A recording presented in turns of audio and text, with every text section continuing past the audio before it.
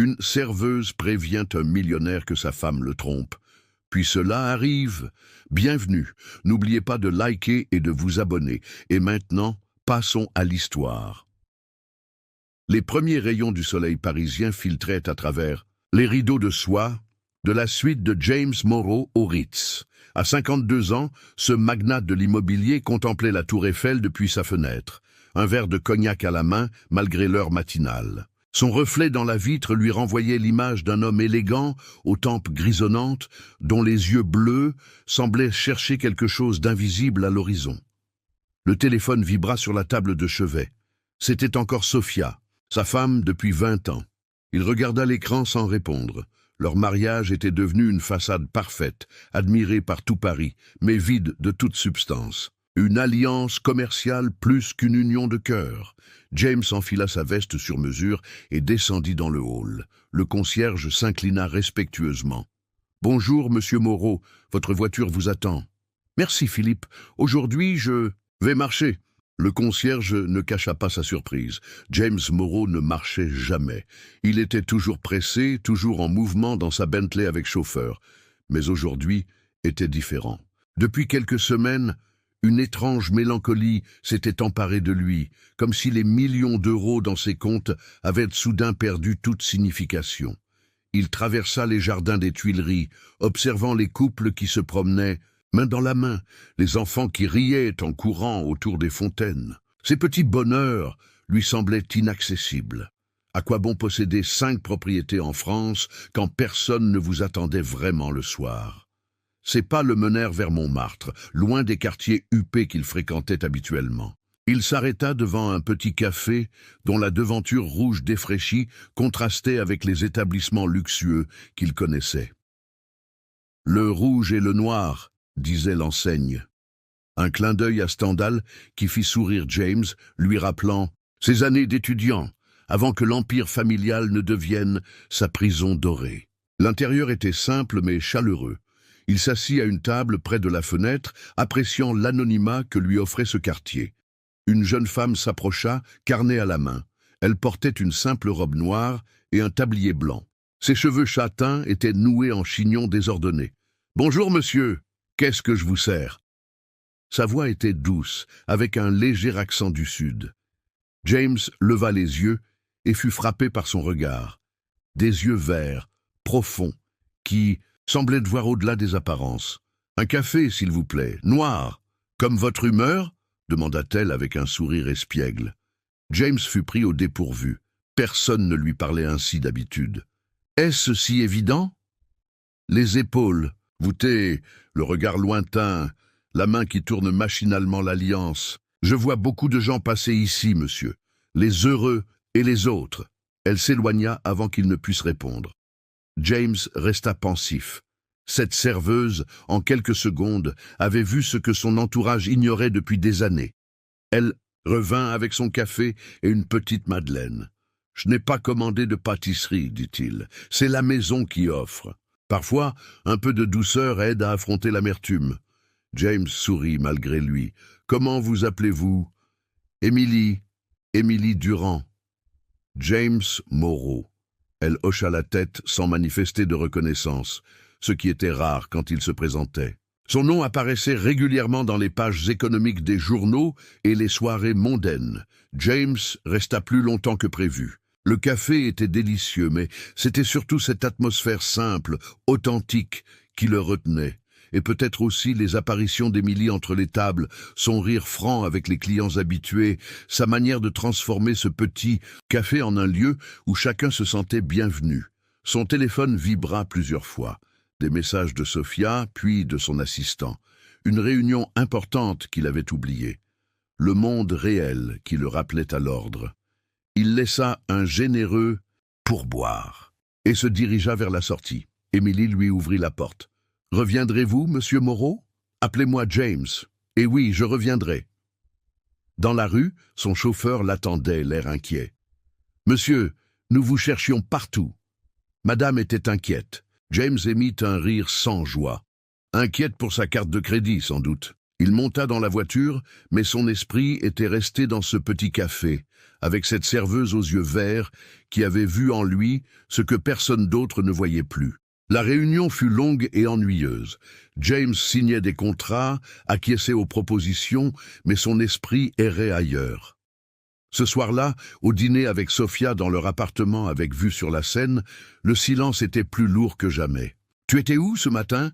demanda-t-elle soudain, reposant son verre de vin. « J'avais besoin de marcher, de réfléchir. » « Réfléchir? À quoi donc ?» Son ton était moqueur. Sophia, avec sa beauté froide et calculée, n'avait jamais compris ces moments de doute. « À nous, Sophia, à ce que nous sommes devenus !» Elle le dévisagea, surprise par sa franchise inhabituelle. Puis son téléphone sonna. Elle le consulta rapidement. « Il faut que je réponde, c'est important. » Elle s'éloigna pour parler, chuchotant dans le combiné. James remarqua son sourire, différent de ceux qu'elle lui adressait, plus sincère, plus complice. Cette nuit-là, alors que Sophia dormait, James reçut un message d'un numéro inconnu. « Le café vous attend demain. Les madeleines aussi. Émilie !» Il n'avait pas souvenir de lui avoir donné son numéro. Cette pensée aurait dû l'inquiéter, mais étrangement, il sourit dans l'obscurité. Pour la première fois depuis longtemps, il avait hâte que le jour se lève.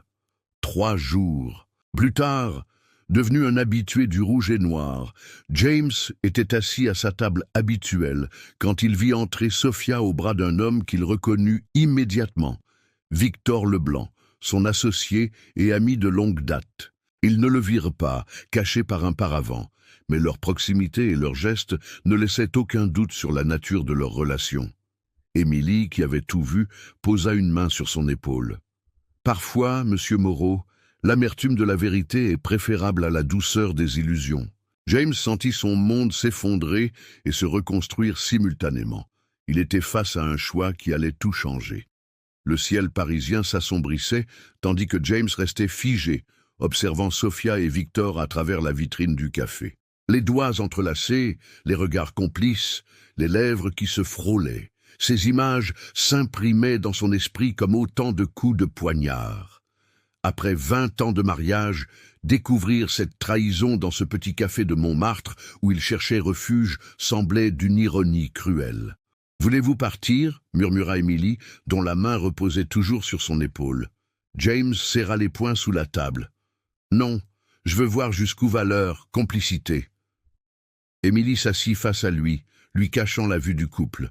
« Regarder ne fera qu'aggraver votre douleur. Croyez-moi, j'ai traversé ça. » Leurs regards se croisèrent et James y vit une compréhension qui le désarma.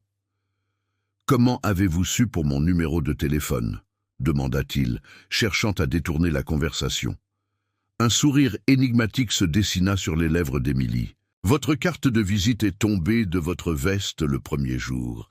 J'attendais le bon moment pour vous la rendre. » Elle sortit la carte de la poche de son tablier et la fit glisser sur la table. James l'observa longuement. Cette jeune femme aux manières simples l'intriguait de plus en plus. « Pourquoi m'avoir envoyé ce message ? Parce que vous êtes le premier client qui me regarde vraiment, pas comme une serveuse, mais comme une personne. » Un bruit de verre brisé les interrompit. Sophia venait de faire tomber son verre de vin. En se relevant pour aider le serveur, son regard balaya la salle et s'arrêta net sur James.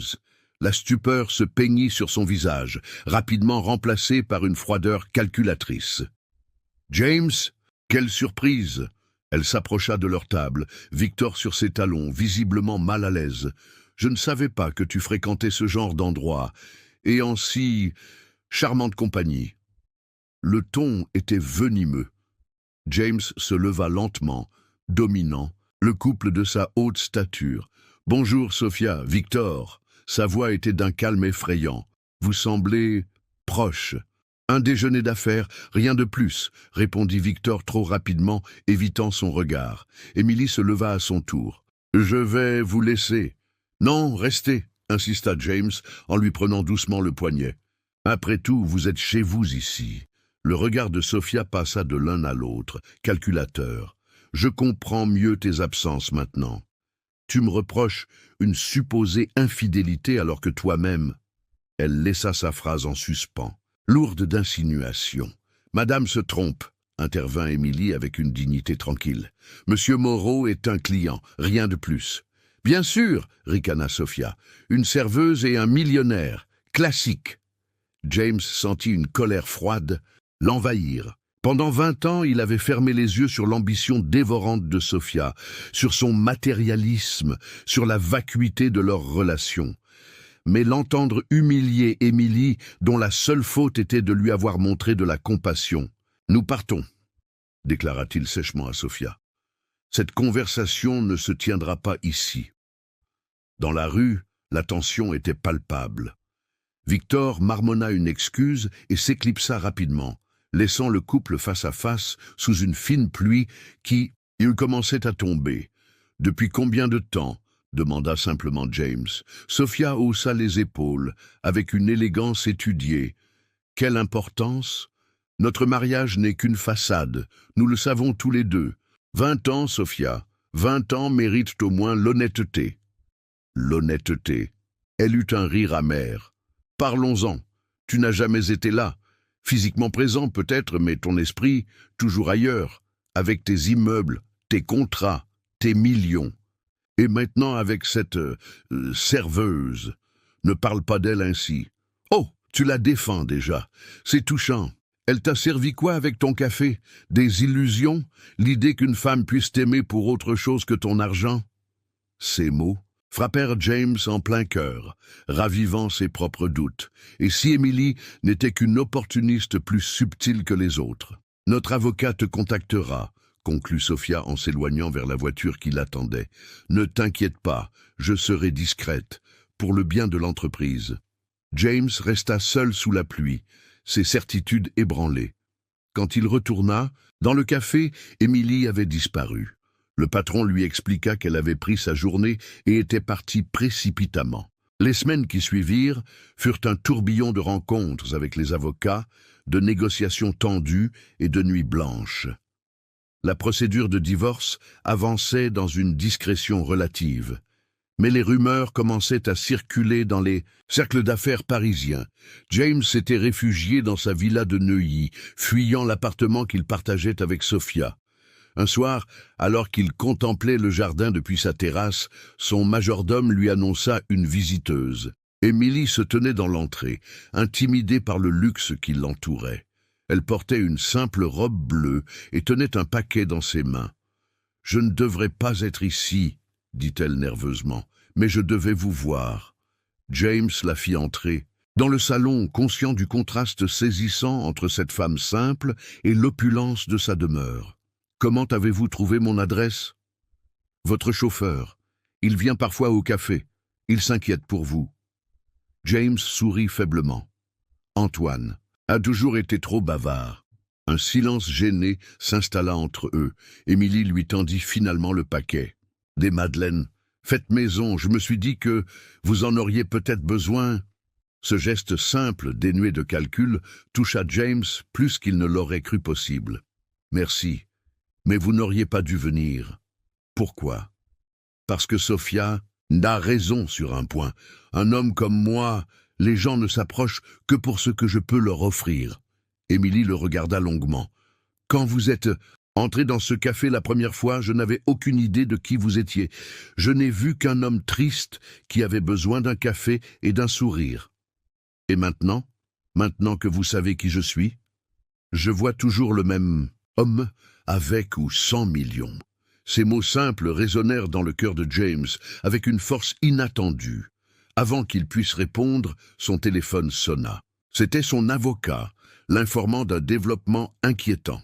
Sophia exigeait désormais la moitié de ses parts dans l'entreprise familiale, menaçant de révéler des irrégularités comptables si ses demandes n'étaient pas satisfaites. « Je dois y aller, dit-il après avoir raccroché. Une urgence. » Émilie acquiesça, comprenant qu'elle était congédiée. « J'espère que les madeleines vous plairont. » Alors qu'elle s'apprêtait à partir, James lui demanda « Pourquoi vous souciez-vous » ?« De moi, Émilie, vraiment ?» Elle se retourna, le regard franc. « Parce que derrière le millionnaire, j'ai vu un homme qui cherche ce que l'argent ne peut acheter. Et ça, je le comprends mieux que personne. Cette nuit-là, Seul dans son bureau à examiner des documents juridiques, James trouva le paquet d'Emily.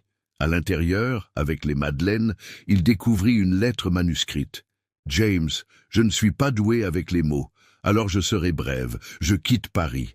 Ma grand-mère est malade à Lyon et je dois m'occuper d'elle. Le café va me manquer. Vous aussi, étrangement, alors que nous nous connaissons à peine. Je voulais vous dire une chose. N'acceptez pas moins que ce que vous méritez. Pas dans votre divorce, pas dans votre vie. Bonne chance, Émilie. » Elle avait ajouté son adresse à Lyon en post-scriptum. James resta longtemps immobile, la lettre à la main. Cette femme, qu'il connaissait à peine, venait de lui offrir plus d'honnêteté et de soutien que toutes ses relations mondaines réunies. Et elle partait. Le lendemain, une révélation bouleversa tout. Son détective privé, engagé pour surveiller, Sophia, lui apporta un dossier accablant. Sophia et Victor ne se contentaient pas d'une liaison. Ils conspiraient depuis des mois pour prendre le contrôle de l'entreprise Moreau. Des documents confidentiels avaient été copiés, des partenaires, approchés en secret, des comptes offshore ouverts. « Il y a autre chose, monsieur », ajouta le détective, concernant mademoiselle Durand. « Émilie, qu'a-t-elle à voir avec tout ça ?» Son vrai nom est Émilie Laurent. Elle est journaliste d'investigation, en congé sabbatique depuis 6 mois. Elle travaille pour Le Monde. Le sang de James se glaça. Une journaliste dans ce petit café de Montmartre. Il semblerait qu'elle enquêtait initialement sur votre femme et monsieur Leblanc. Leur relation a attiré l'attention suite à certaines transactions suspectes impliquant des fonds publics. Alors, tout n'était qu'un mensonge. Sa gentillesse, son intérêt. Le détective hésita. « Difficile à dire, monsieur. Elle a abandonné son enquête il y a plusieurs semaines, sans publier une ligne. Et elle a effectivement une grand-mère malade à Lyon. » James resta seul, dévasté par cette double trahison. Sophia, qu'il avait épousée pour sa beauté et son ambition, complotait pour le ruiner. Et Émilie, qui avait réveillé en lui des sentiments oubliés, n'était peut-être qu'une journaliste en quête d'un scoop. Cette nuit-là, il prit une décision qui allait tout changer. Il appela son avocat et lui donna de nouvelles instructions radicales. Puis il réserva un billet de train pour Lyon. Le ciel s'assombrissait sur Paris, annonçant un orage. Mais, pour la première fois depuis longtemps, James Moreau savait exactement ce qu'il voulait, et ce qu'il ne voulait plus. La gare de Lyon était bondée en ce dimanche pluvieux. James, debout sur le quai, serrait dans sa main l'adresse griffonnée par Émilie. Son cœur battait avec une intensité qu'il n'avait pas ressentie depuis des années. La colère, la déception et l'espoir se mêlaient en lui comme les nuages d'orage au-dessus de sa tête. L'immeuble modeste dans le quartier de la Croix-Rousse contrastait avec les demeures luxueuses qu'il fréquentait habituellement. Il grimpa les 5 étages, son souffle court, trahissant plus son anxiété que la fatigue. Quand Émilie ouvrit la porte, ses yeux s'écarquillèrent de surprise. Elle portait un simple jean et un pull gris, ses cheveux détachés tombant librement sur ses épaules. « James, comment ?» Émilie Laurent. Sa voix était froide, tranchante. « Ou devrais-je dire, mademoiselle la journaliste ?» Elle pâlit visiblement, s'appuyant contre l'encadrement de la porte. De l'intérieur de l'appartement, une voix âgée appela « Qui est-ce, Émilie ?»« Personne. Mamie, repose-toi. » Émilie sortit dans le couloir, refermant doucement la porte derrière elle. « Je vous dois des explications. » « En effet, pas ici. » Elle l'entraîna vers l'escalier de secours qui menait à un petit toit terrasse. La vue sur Lyon était spectaculaire, mais ni l'un ni l'autre ne semblait la remarquer. « J'enquêtais sur Victor Leblanc, » commença-t-elle sans préambule. « Des soupçons de corruption, des marchés publics attribués de manière douteuse. Votre femme est apparue dans l'enquête, puis vous. Je me suis fait embaucher au café pour observer. Je n'avais pas prévu. » Sa voix se brisa légèrement. « Je n'avais pas prévu de vous rencontrer vraiment. De me manipuler, vous voulez dire ? » « Non !» La véhémence de sa réponse le surprit. « Au début, oui, j'observais. Mais après quelques jours, j'ai abandonné l'article. J'ai prévenu mon rédacteur que je me récusais. Pourquoi devrais-je vous croire ? Émilie sortit son téléphone et lui montra des emails datés confirmant sa version. Parce que je ne pouvais plus être objective, parce que je ne voyais plus le millionnaire ou le sujet d'enquête. Je voyais juste vous. Le silence qui suivit était aussi lourd que l'air avant la tempête. Au loin, un éclair zébra le ciel, suivi du grondement du tonnerre. « Vous auriez dû me dire la vérité », dit finalement James, sa voix adoucie malgré lui. « Comme vous auriez dû affronter la vérité sur votre mariage bien avant de me rencontrer », répliqua-t-elle, son regard soutenant le sien sans fléchir. Cette franchise le désarma complètement. Toute sa vie, on lui avait menti par intérêt ou par peur. Cette femme, elle, n'avait pas peur de lui dire ses vérités. « J'ai signé les papiers du divorce ce matin », annonça-t-il. « J'ai offert à Sophia ce qu'elle voulait, de l'argent, beaucoup d'argent. Mais j'ai gardé l'entreprise et j'ai fait publier dans Le Monde les preuves de la corruption de Victor. » Émilie écarquilla les yeux. « Dans mon journal, vous avez utilisé mes anciens collègues pour vous venger ? Non, pour faire justice. N'est-ce pas ce que vous cherchiez aussi ?» La pluie commença à tomber, d'abord doucement, puis en rideau dense. Ni l'un ni l'autre ne bougea pour chercher un abri. « Qu'attendez-vous de moi, James ?» demanda-t-elle, l'eau ruisselant sur son visage, se mêlant peut-être à des larmes. « Rien. Tout. » Il fit un pas vers elle. « Je ne sais plus qui je suis, Émilie. Ou Émilie. Pendant 20 ans, j'ai été celui que les autres voulaient que je sois. Le fils prodige, le mari parfait, le businessman impitoyable. Je ne sais pas qui est James Moreau sans tous ces masques. Je le sais, moi. » Elle s'approcha, posant une main sur sa joue trempée. « C'est l'homme qui aime les madeleines, qui contemple Paris à l'aube avec mélancolie, qui défend une simple serveuse face à sa femme infidèle. » Il couvrit sa main de la sienne, retenant ce contact comme une bouée en pleine tempête. Et cet homme peut-il encore espérer recommencer? Pour toute réponse, elle se dressa sur la pointe des pieds et l'embrassa sous la pluie battante. Un baiser qui avait le goût de la vérité, enfin. 6 mois plus tard, dans ce même café de Montmartre où tout avait commencé, James observait Émilie servir les clients avec son sourire lumineux. Il avait vendu la plupart de ses propriétés, conservant seulement l'entreprise familiale, qu'il dirigeait désormais avec une vision nouvelle. Ils vivaient modestement dans un appartement près du café, qu'ils avaient racheté ensemble. Sophia avait quitté la France avec sa part du divorce, tandis que Victor faisait face à un procès pour corruption. La presse avait parlé pendant quelques semaines de la chute du millionnaire amoureux d'une serveuse, puis l'actualité avait suivi son cours. Ce soir-là, après la fermeture, Émilie s'assit face à lui avec 2 tasses de café et une assiette de madeleine. « Tu es heureux ?» demanda-t-elle simplement. James regarda autour de lui, ce petit café sans prétention, si loin des salons dorés qu'il fréquentait auparavant. Il pensa à sa nouvelle vie, plus simple mais infiniment plus riche de sens. « Pour la première fois de ma vie, je ne possède pas grand-chose, mais tout ce que j'ai m'appartient vraiment. » Ils trinquèrent avec leurs tasses, tandis que Paris s'endormait sous une douce pluie d'automne, lavant le passé et nourrissant les racines d'un avenir où les vraies richesses ne se comptaient pas en euros.